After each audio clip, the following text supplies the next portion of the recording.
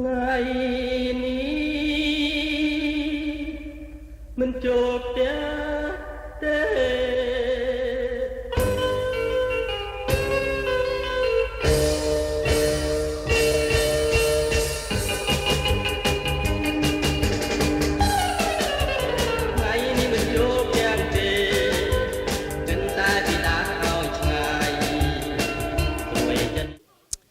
Hello everybody.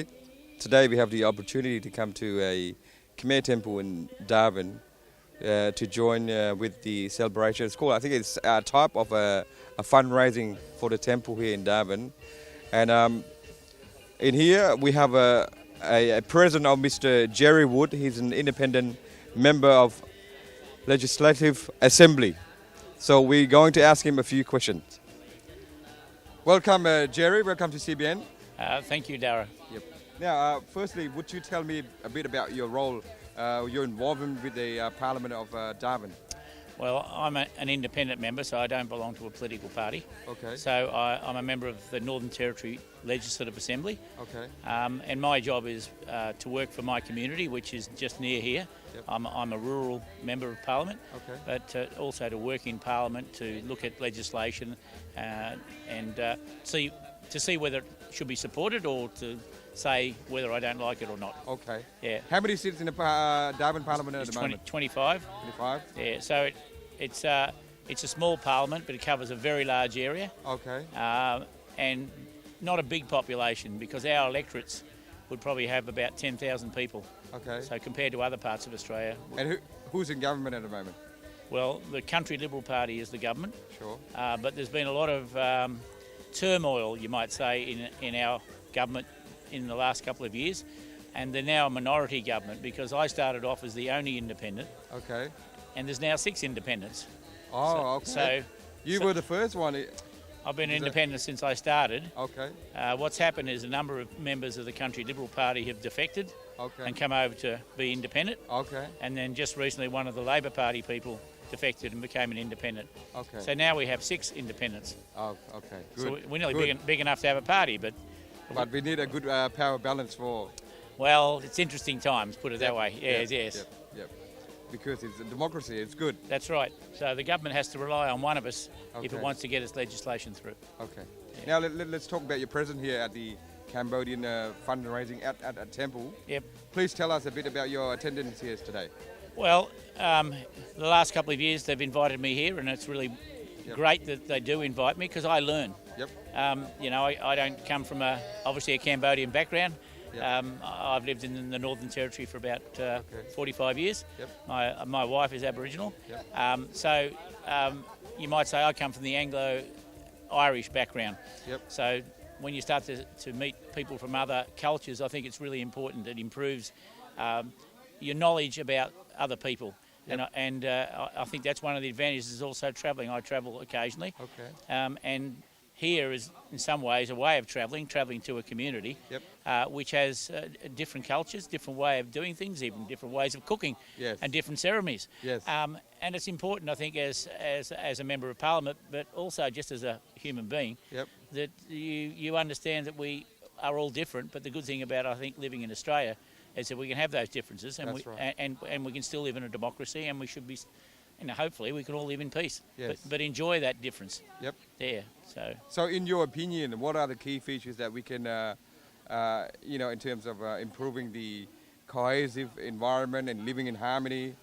Well, I think tolerance, and I think the best way to overcome a lot of problems with that we sometimes have with communities is to get people to sit down and talk, or to sit down and just enjoy a meal. Yes. Because a lot of intolerance comes from ignorance. That's right. What someone might have said in the newspaper, or maybe even your parents might have said something, and you've always believed that to be correct, but it might not be correct. Yes. So sometimes you've got to step out of the safe area, and go and find out what the real facts are about people. Yep. So I think that's, Australians can sort of, and sometimes you see demonstrations in Australia recently, but you have to ask whether those people actually have made the effort to talk to those people, Right. And find out a little bit about them and understand who they are. Yep. And that's the best way, I think, to actually promote harmony in our society. Yeah. So it's to actually step out of the box a bit and try to understand other cultures. Yeah, absolutely. Step out of the safety zone. Yep. Yeah, because you can get stuck in a little rut, and that's all you do in life. Okay. I think you've got to be brave enough to go and mix with other people, and don't be scared to sort of to talk with other people. Sure. In terms of your attendance here today, what do you think of the Khmer community itself, the people? Well, again, I think it's great. I mean, what the good thing about this is it brings the community together. Yes. I would imagine in Darwin they're scattered a fair bit. That's right. There's a lot of communities here in Darwin. The Vietnamese, there's the Filipinos, and that's what makes living in the Northern Territory so great. Yes. I just know from my experience before I was a Member of Parliament, I used to work in the local hardware. My background actually is horticultural science. That's right. So I used to sell people lots of seeds, and a lot of Cambodians were part of the vegetable industry in this part of the world, growing melons, growing gourds, growing various leaf vegetables. And a lot of those people you'll see in the markets in Darwin selling their goods, and a lot of those people are Cambodian. Yes. And you fit right in where you are at the moment. You said you're representing this area. What's this area called again? This area is represented by another Member of Parliament, and she's an independent. She did belong to the government. Okay. That's Kezia Purik. I'm next door to her. So So my area is made up of the army.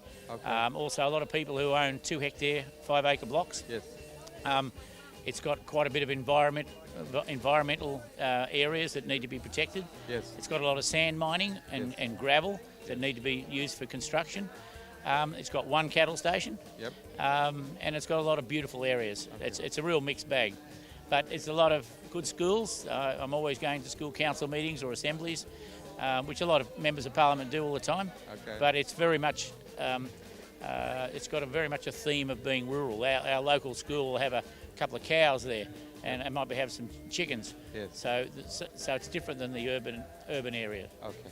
Now, last word to Cambodian community, and what do you think of the food today? Have you had any food yet? Not yet. They were eating it, and then they stopped for the ceremony. Ah, okay. So we might have a chance to try it out now. But Okay, I am sure good. it is excellent because I tried it last time and it was beautiful. And last word to everybody. What is your last word? My last word to everybody. Hello to all the Cambodian people all over the world, whoever sees this this broadcast, and It's worldwide, yes. and wish you well. Thank you very much, Jerry. Okay, thank you, Darwin. Thank you. ថ្ងៃនេះមិនចូលផ្ទះទេ